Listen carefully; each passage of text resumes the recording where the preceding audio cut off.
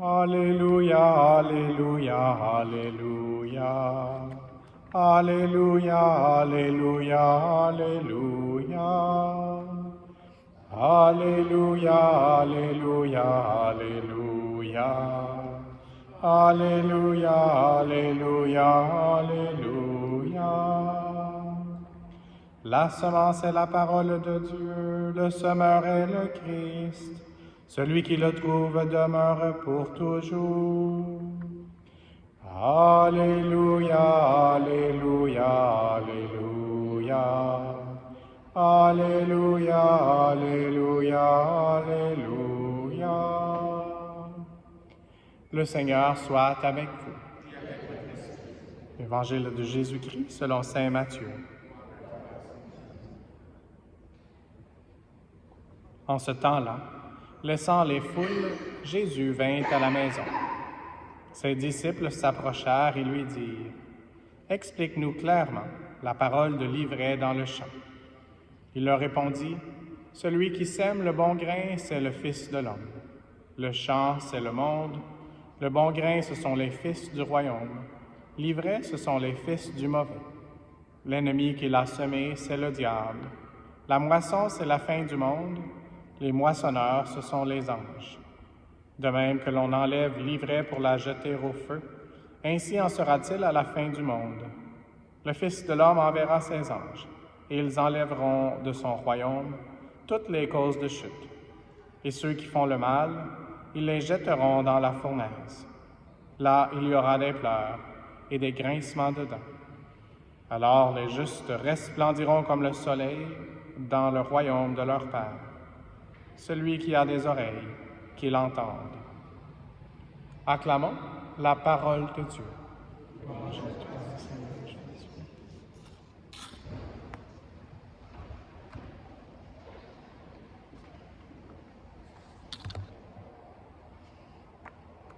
Je pensais que j'avais pris des notes, et puis il y a un prion en Église qui est ici sans notes, mais ce n'est pas le mien.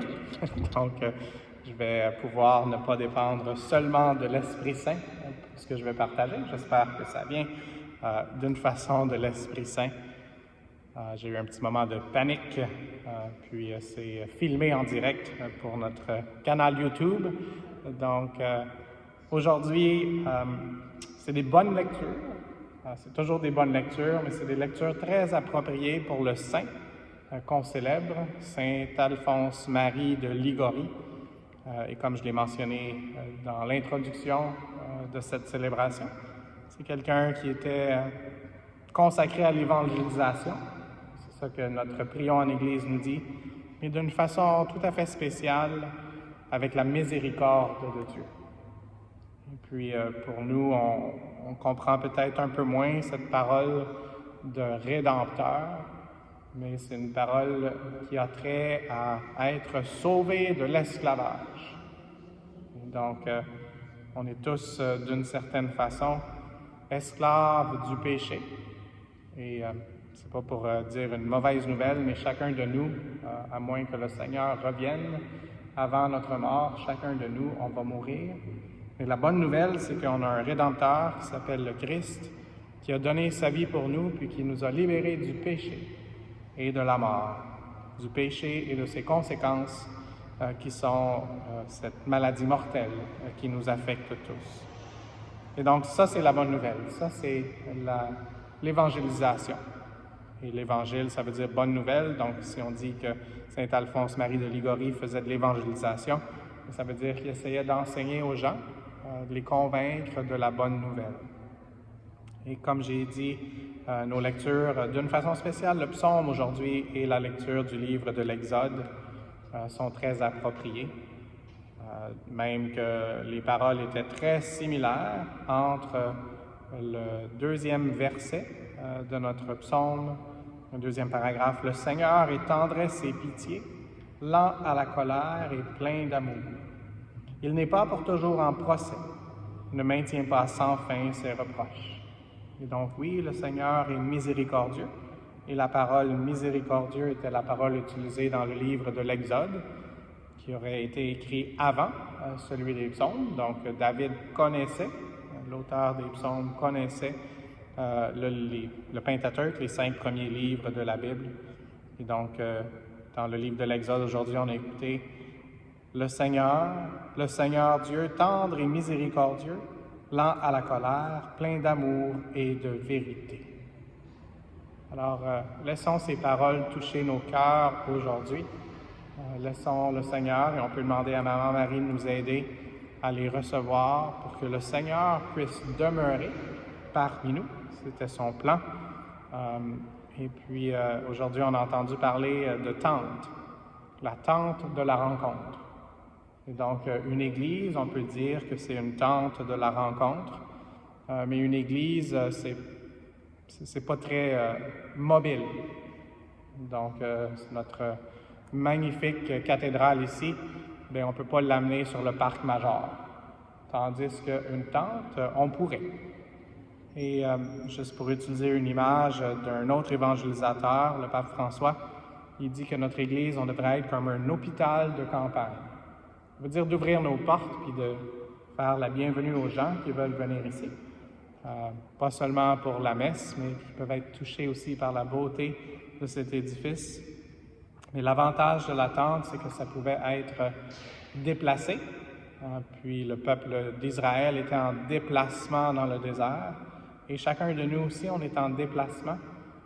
Puis le Seigneur veut toujours se laisser trouver par nous. Alors, demandons à l'Esprit Saint de nous aider aujourd'hui, pas seulement à voir où le Seigneur veut nous diriger, mais aussi qu'on puisse être rempli de sa présence tellement que notre tente de notre rencontre personnelle avec le cœur puisse être débordante et que d'autres personnes puissent accepter de recevoir Jésus, puis que ce ne soit pas seulement dans le camp ou dans l'Église, mais que ce soit une réalité hors du camp. Et c'est à la fin de la messe, on va dire « Allez dans la paix ». Et donc, il faut prier pour que cette paix puisse être débordante, qu'on l'ait reçue, la paix de la miséricorde, la paix du pardon, et qu'on puisse proclamer aux autres personnes. Et donc, soyons aussi pas en jugement. Le Seigneur nous dit de ne pas juger. Je pense qu'on est tous inclus dans cette parole. C'est un peuple à la nuque raide. On est tous un peu avec la nuque raide, mais le Seigneur veut nous donner un massage de son amour infini pour nous pardonner. Et c'est la promesse qui était même dans l'Ancien Testament, avant même le sacrifice de Jésus, le sacrifice sur la croix. Et puis pour libérer le peuple d'Israël, Moïse avait été invité à faire un dernier repas en Exode. Et aujourd'hui, on va recevoir le dernier repas de Jésus lui-même, la dernière scène de l'Eucharistie. Et c'est ça qui nous aide à continuer notre chemin et à proclamer la bonne nouvelle sur le chemin. Donc, je vais juste terminer avec cette parole qui était une des dernières qu'on a entendues aujourd'hui dans l'Exode. Donc, la mauvaise nouvelle, c'est qu'on a la nuque raide, mais la bonne nouvelle, c'est que tu pardonneras nos fautes et nos péchés, et tu feras de nous ton héritage.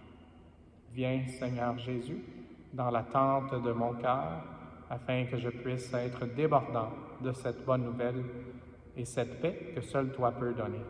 Amen.